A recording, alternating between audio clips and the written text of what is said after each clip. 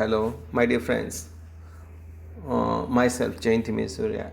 ફરી પાછા આપણે આગળ જઈએ તો પેલી સોનિયા અને ડૉક્ટર વચ્ચે જે વાર્તાલાપ ચાલે છે કે દાંતની સંભાળ કઈ રીતના રાખવી જોઈએ આપણે, તો અહીંયા સોનિયાને થોડા નવા પ્રશ્નો પૂછવાનું મન થાય છે કે ભાઈ સારું ચાલો ને બીજા હું કંઈક પ્રશ્ન પૂછું. તો Sonia said yes I also have 32 teeth but they all are not the same. મારા પાસે 32 દાંત છે, મારા પણ તે બધા સરખા નથી અને એવી બધી વાતો થાય છે. ત્યાર પછી શું થાય છે, ડૉક્ટરને સમજાવે છે કે આટલી દાઢ આવે ને વગેરે વગેરે. તો હવે Sonia said can I ask you few questions about my friends dental problem. એ બીજો પ્રશ્ન પૂછો, મારા ફ્રેન્ડનો પ્રોબ્લેમ છે તો હું એના વિશે કંઈક પૂછી શકું ડૉક્ટર સાહેબ? તો ડૉક્ટર શર્મા સાહેબ ઓ શ્યોર ડિયર, અરે વાલી દીકરા તું ચોક્કસ મને પૂછ, કંઈ વાંધો નહીં, એમાં શું થઈ ગયું? તો Sonia said Pooja, one of my classmate slipped off a staircase and she has all some fractured teeth.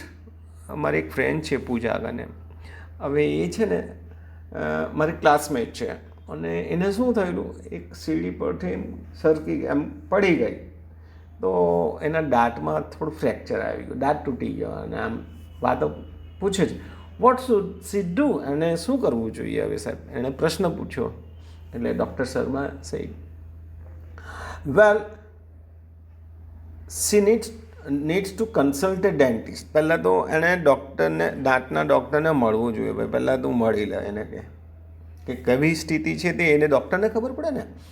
After examining her teeth, the dentist will suggest the restoration of the teeth with light cured composite filling material.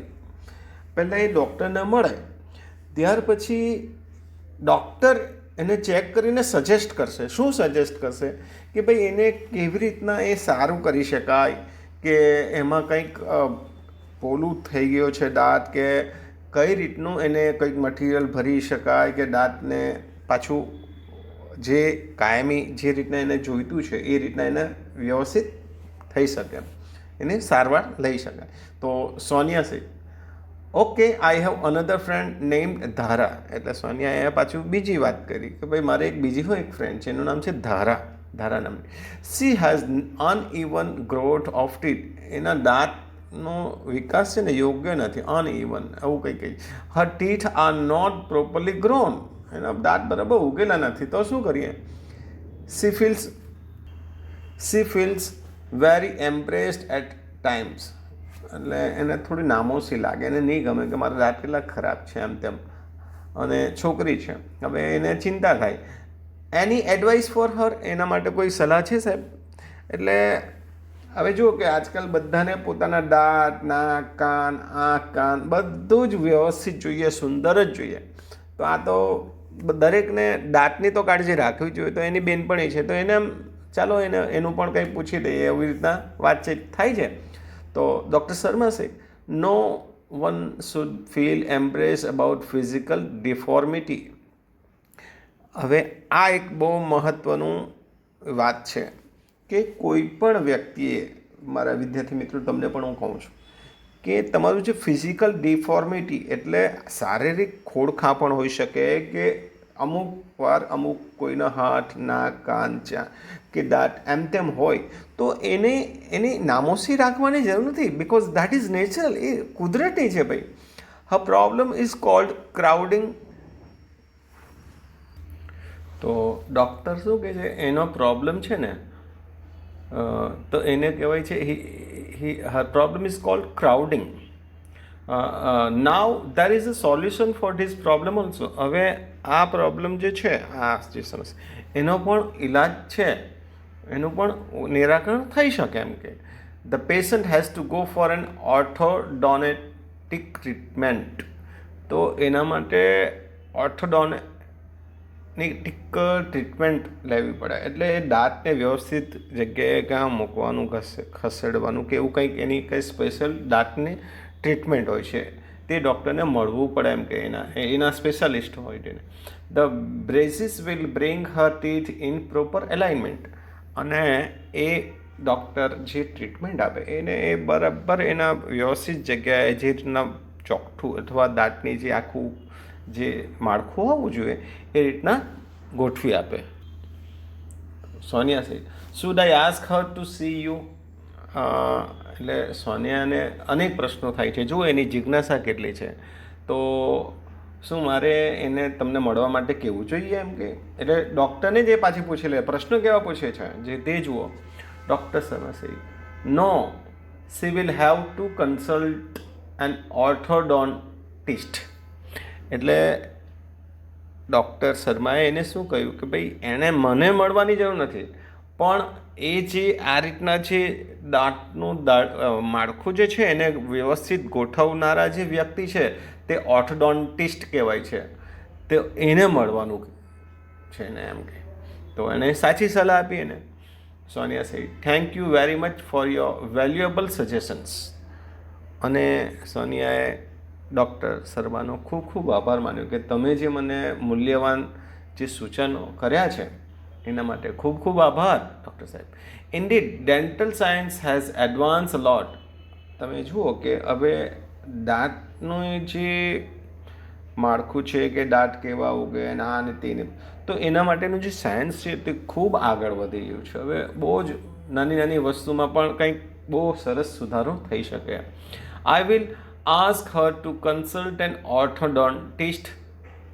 એટલે હું એને એના માટે, તો પેલી સોનિયા કહે છે કે કંઈ વાંધો નહીં, તમને મારો ખૂબ ખૂબ આભાર, અને I will ask her to consult an ઓર્થોડોન્ટિસ્ટ.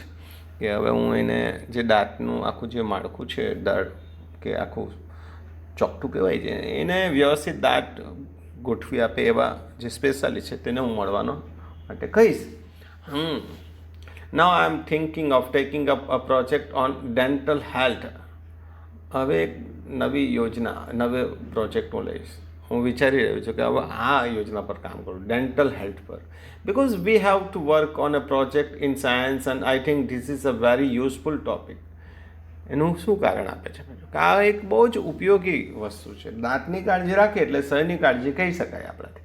જેના દાંત ગયા એનું શરીર નબળું પડી જાય.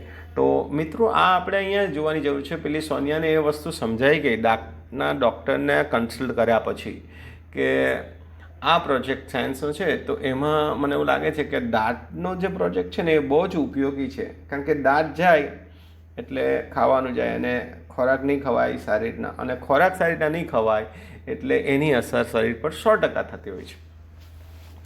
ડૉક્ટર શર્મા છે, you can come for guidance for your project if you need. કે તમારી જે પ્રોજેક્ટ છે તો એના માટે જો તમને ગાઈડન્સની જરૂર હોય તો તમે મને મળી શકો. એટલે Sonia said, it's so nice of you. અરે તમે ખૂબ સારા વ્યક્તિ છો, મને ગમે. એટલે કોઈ સાચી સલાહ આપે મૂલ્યવાન, અને તે પણ ફ્રીમાં આપે, તો આપણે એને કેટલો આભાર માનવો જોઈએ. કારણ કે સલાહ સૂચન કોઈ એમને એમ કરતું નથી. તો doctor Sharma said, you are welcome. અને ડૉક્ટર શર્મા પણ એને આવકાર આપે છે. તો અહીંયા મિત્રો એક વસ્તુ જુઓ કે ડૉક્ટર શર્મા અને સોનિયા વચ્ચે જે દાંતના વિશેનો વાર્તાલાપ છે એ કેટલું સરસ આપણને જ્ઞાન આપે છે, કે કેટલી સરસ માહિતી આપે છે, કે જેમાં આપણે આપણા દાંતની કાળજી રાખવી જોઈએ, કેવી રીતના બ્રશ કરવું જોઈએ, કેટલી વાર કોગળા કરવા જોઈએ, અને આપણી શરીરની કાળજીમાં દાંતનું કેટલું મહત્ત્વ છે. જો દાંત નહીં હોય તો આપણું શરીર ખરેખર ખૂબ જ નબળું પડી જાય.